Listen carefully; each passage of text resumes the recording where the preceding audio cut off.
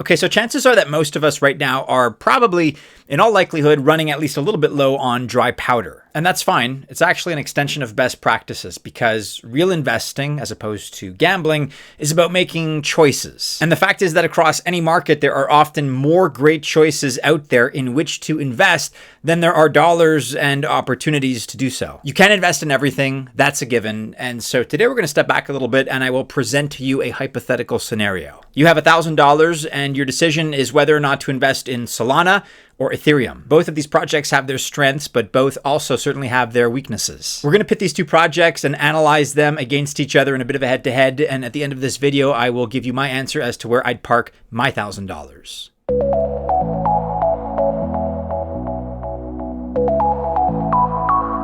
Welcome to the channel. My name is Maddie and this is Altcoin Buzz. All the best of luck if you choose to invest. As always, I wish you very, very well. Just remember that I'm not a financial or investment advisor, and so of course, this video is not official financial or investment advice. So, if you have that $1,000 on hand, is it more advantageous for you right now to invest in Solana or Ethereum? We're going to take a look at the strengths, the pros of Solana first, beginning with the ETF, because the possibility of a SOL ETF really is a point in favor of Solana.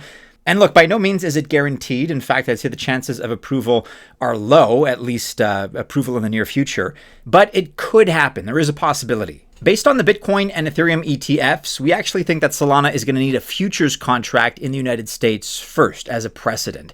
Then after the futures contract has enough interest, a spot ETF could come afterwards, consequently. That's how it's gone before at least, so that's kind of the precedent that we're dealing with, but look, who knows? Also, a change in the SEC leadership, the Securities and Exchange Commission, would be a major variable to consider here. If Trump wins the presidential election in November, that could well happen. At least it's more likely to happen in that scenario. And then beyond the possibility of an ETF, we have meme coins, which, whether you like them or not, are here to stay. Younger crypto investors certainly love meme coins. The gamblers love them. Degens love them. I don't endorse them personally. I'm not a big fan myself, but obviously a lot of people are, and that's okay. So, at least in my opinion, they're not going anywhere. And the undisputed home for meme coins, at least for now, is Solana. And Solana benefits as meme coins grow because each one needs SOL, S-O-L, to create one and accepts SOL as the payment when the meme coin lists on either Jupiter or Radium. Just take a look here at this list of meme coins, new ones on SOL that popped up after the Trump assassination attempt a little over a week ago. In fact, if you look at Solana here, the top 25 coins pretty much by total transactions were all meme coins. And we actually even have a couple of new ones that are named in some way after the vice presidential candidate J.P. Vance. Also, you can see that we have $2.2 billion in 24-hour transaction volume at the time of this recording. $2.2 billion. And all of those coins have SOL, S-O-L, as the other side of that trading pair. The fundamentals here for Solana are also very strong because Solana is in fact the sixth in terms of fees generated over the last 6 months. We have Ethereum, Tron, and Bitcoin that are the only layer 1 chains that generated more fees than Solana. And so that means lots of people are using it, especially since the fees in SOL are actually very low. So despite those very low fees that Solana is known for, it's still represented pretty well here in terms of fee revenue generated. Many see Solana as the retail chain right now. And that's partly due to meme coin usage, yeah, but it's also partly due to low fees, like I just mentioned. It's also partly due to its architecture, meaning that you can do more on the L1 directly and not have to rely so much on layer 2 solutions. Meanwhile, Solana is also competing with Ethereum to be the top chain for NFTs. And so taken together, all these things really do point in one direction. If you think retail interest in crypto is going to continue to grow in the next few years, then you probably should at least be considering SOL for that $1,000 investment because it as a project is certainly trending very nicely and in a very healthy way in that direction. Let's now consider Ethereum. Beginning with the fundamentals here, of course, Ethereum is number 1 in fees over the last 6 months. And this means that people are still using it, or perhaps more likely using its many layer 2 solutions.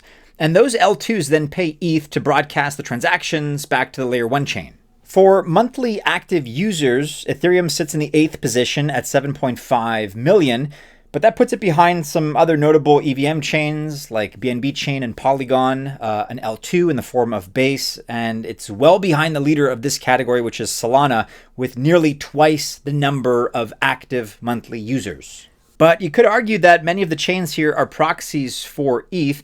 In the case of Base, we know every transaction ends up paying ETH for gas, even the ones that pay in Optimism's OP for it. Eventually, it does get back to Ether. But looking here at only layer 1 chains, it's quite evident that Ethereum fees are much more dominant. In the last 6 months, they've almost doubled the fees of number 2 Tron and have done about 2.5 times more fees than number 3, which is Bitcoin. And they've earned about 6 times more fees than the 6th position Solana. So even though people don't like it and maybe complain about it, people do still use Ethereum. Or, as I said, they're using L2s where ETH earns fees for the final settlement for the transactions. Let's talk DeFi right now in crypto, which is, I would argue, flying kind of under the radar in the space right now. The related sector of tokenization of real-world assets is the more hot narrative right now. DeFi has, I would say, arguably taken a back seat. But the fact is that BlackRock is still keen and eager, and it makes sense that if they are targeting RWAs, real-world assets, which they are, by the way, it makes sense that they would come for the broader DeFi market next. And when it comes to DeFi, there's Ethereum, and then there's everyone else.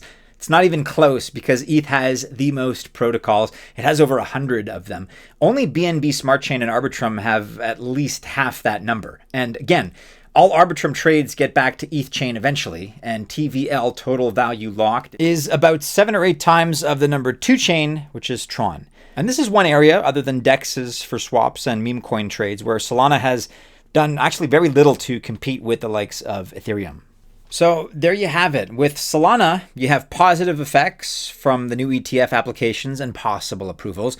You also have the meme coin momentum, that whole craze, and a lot of fundamental proof that Solana is becoming really the top retail chain in the industry. Then for ETH, you have what is still the number 1 chain in terms of fees and other areas, the undisputed leader in DeFi, which we do think is going to make a comeback, and the growth and launch of so many L2s. That means that more fees are coming to the main Ethereum blockchain. And that's even for transactions that don't take place there. So a lot of strengths for both projects. Look, personally, and this may be a little bit contentious here, personally, I like Ethereum better as a project. I'm a big Ethereum fanboy. There's no question about that. And I personally hold more Ethereum in terms of total value than I do Solana. But that being said here, my choice at this moment in time, if I were to allocate that $1,000, would be an investment in SOL, S-O-L, instead of ETH. Both are, arguably close in that they're both down about 30% or so from their all-time highs. So that is sort of at least like a neutral tie in terms of my opinion here. It doesn't really affect my choice one way or the other.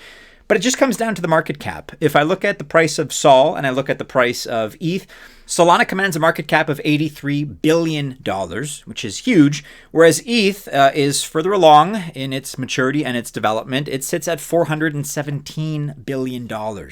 So if nothing else, all else being equal, really, and if I had a gun to my head and I couldn't decide, I would just go with the project that has a lower market cap because there is more potential for growth. If somebody invests $1 billion into both projects, for example, buys $1 billion worth of ETH or Solana, that $1 billion goes further for the price of SOL, that token, because it's got a lower market cap and therefore that $1 billion has more of an impact. So for that reason alone, at least in this case, if I were buying today, my decision is Solana.